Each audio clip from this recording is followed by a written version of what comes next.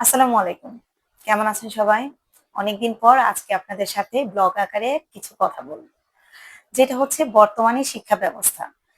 ফেসবুকে দেখতেছি ইদানিং বলতেছে শিক্ষা ব্যবস্থা জ্বালানি রোধ করার জন্য অনলাইন অফলাইনে ক্লাস চলবে। তো অনলাইন অফলাইনে ক্লাস চলবে সেই বিষয় নিয়ে কিছু কথা বলব। আমি বলতে চাচ্ছিলাম না। আমি জানি আমার মতো সাধারণ গার্জেনের কথা অতটা দরকারও না। কিন্তু আমি মনে করি আমি গৃহিণী সেই সাথে একটা মা অভিভাবক। জিনিসটা হচ্ছে আমাদের একটা ক্লাসে আমি ধরি যে আমাদের বাচ্চারা যে প্রতিষ্ঠানে পড়ুক না কেন বড় বড় প্রতিষ্ঠানগুলোতে দেখা যায় হচ্ছে একটা ক্লাসেই মোটামুটি ২-৩০০ স্টুডেন্ট থাকে। আর তাদের সেকশন থাকে ৩টা ৪টা বা ৫টা থাকে। তো সেখানে স্টুডেন্টের পরিমাণ থাকে ৪০-৪৫ জন। তো ৪০-৪৫ জন স্টুডেন্ট একটা ক্লাসে ক্লাস করে সেখানে মানে লাইটের দরকার হয় না। দিনের বেলায় তো ক্লাস হয় আর নাইটে তো ক্লাস সেটার বিষয়টা হচ্ছে আলাদা। তো দিনের বেলায় যে ক্লাসটা হয় সেখানে ফ্যান থাকে মোটামুটি একটা হলের ভিতরে ৪টা কিংবা ৫টা। আর যেখানে ৪০-৪৫ জন মানুষ বাসায় গিয়ে অনলাইনে ক্লাস করবে তখন দেখা যাচ্ছে তাদের হচ্ছে ফ্যানের পরিমাণ অতগুলাই হবে যতগুলা স্টুডেন্ট ক্লাস করবে। যাতে একটা ক্লাসে যদি ২০০-২৫০ হয় অতগুলা ফ্যানই কিন্তু চলতেছে। আর সেই সাথে ওয়াইফাই ধরেন যাদের বাসায় হচ্ছে এসি আছে এসি ছেড়ে নিবে। আর বাচ্চারা কিন্তু এসির সেই সুযোগটা স্কুলে পাচ্ছে না গেল। আর হচ্ছে এদিকে আমাদের বাচ্চারা কতটুকুই বা সুযোগ পাবে। আজকে আমার কাছে একটা মোবাইল আছে, ল্যাপটপ আছে। আমি আমার বাচ্চাকে অনলাইনে ক্লাস করার সুযোগ করে দিতে পারতেছি। আর সরকার কি সেই বাচ্চাগুলোকে মোবাইল যখন না থাকবে, ওয়াইফাই এর বিল লাগে বা এমবি লাগে, সেগুলা কে ব্যবস্থা করে দিবে? সেই দিক থেকে তো ওরা বঞ্চিত হলোই। এটা পুরা বঞ্চিত হওয়া আমি মনে করি। তার অধিকার থেকে বঞ্চিত হওয়া।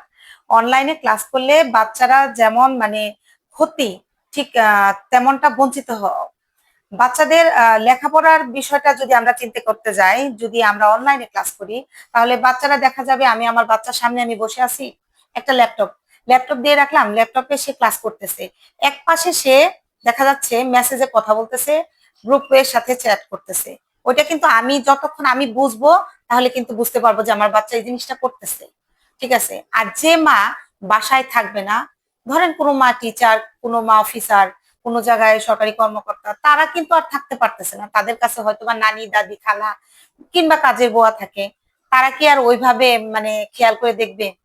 ধরেন পাশেই বসে আছে কিন্তু ওই জিনিসটা কিন্তু তারা খেয়াল করবে না। যেমন আমি যদি বসে থাকি আমার পাশে মেসেজে আমার মোবাইল আমি কি করতেছি, পাশের জন বুঝতে পারবে? পারবে না। তাতে এতে বাচ্চাদের অনেকটাই ক্ষতি হবে। করোনা চলাকালীন আমি আমার বাচ্চাদেরকে যে যখন ক্লাস করাইছি তখন টিচাররা ক্লাস খুব ভালো করাইছে, কিন্তু একসময় কারেন্ট আসে, একবার যায়। তার জন্য আমার এমবি ভরতে হয়েছে, সেটাও কিন্তু এক্সট্রা একটা খরচ। আর আমরা বাচ্চাদেরকে মোবাইল থেকে দূরে রাখার কথা বলি। স্যার, শিক্ষকরা, এমনকি জ্ঞানী গুণী বিজ্ঞানীরাও বলে বাচ্চাদের মোবাইলের কাছে রাখবেন না। একটা সময় আসে যাতে বাচ্চাদের ব্রেনে ক্ষতি, মোবাইল ধরলে। তাহলে আমরা তো নিজেরাই বাচ্চাদের হাতে মোবাইল তুলে দিচ্ছি। যদি দেই এইভাবে অনলাইনে আমরা নিজেরাই তুলে দিচ্ছি, তাহলে বাচ্চাকে কিভাবে বলবো তুমি মোবাইল থেকে দূরে থাকো? আর জ্বালানির কথা বলতেছেন, যতগুলা স্টুডেন্ট স্কুলের ভিতরে থাকে অতগুলা স্টুডেন্ট কিন্তু বাসায় গিয়ে ওরা ক্লাস করবে। ওরা কিন্তু বনে জঙ্গলে করবে না, ঘরেই করবে। আর সবার বাড়িতেই বিদ্যুৎ আছে, প্রত্যেকের বাড়িতে একটা করে ফ্যান চলবে। আর ফ্যান চললে সেই ঘরে আর কোনো মানুষ থাকতে পারবে না। কারণ আমার বাচ্চা যদি একটা রুমে ক্লাস করে, একটা রুমে বসে যদি অনলাইনে ক্লাস করে, তাহলে তাহলে ভেবে দেখেন আহ সেই রুমে কি কোনো বাড়তি মানুষ যে পাশে শুয়ে রেস্ট নিতে পারবে? নিতে পারবে না, কিন্তু বাচ্চার মনোযোগী নষ্ট হবে। আর আমি যদি ওইখান থেকে সরেও আসি, সেই দিকেও কিন্তু বাচ্চা মোবাইলে সুযোগ পাবে মেসেজে কথা বলার। আর তাই দয়া করে বলি আপনারা অনলাইনে ক্লাস দিন না। অনলাইনে ক্লাস দিলে বাচ্চাদের পড়ালেখা পুরাই ক্ষতি হবে। আমি অত বুঝি না, আমি শুধু আমার নিজেরটুকু বললাম। এখন বাকিটা আপনাদের ইচ্ছা। আর বাকি অভিভাবকরা কি করবে, শিক্ষকরা কি করবে, দেশের শিক্ষার যে আলোচনাটা হচ্ছে সেখানে কি হবে তাও জানি না। কিন্তু আমি মনে করি জিনিসটা একদমই ভালো হবে না। আজকে এই পর্যন্তই। আসসালামু আলাইকুম।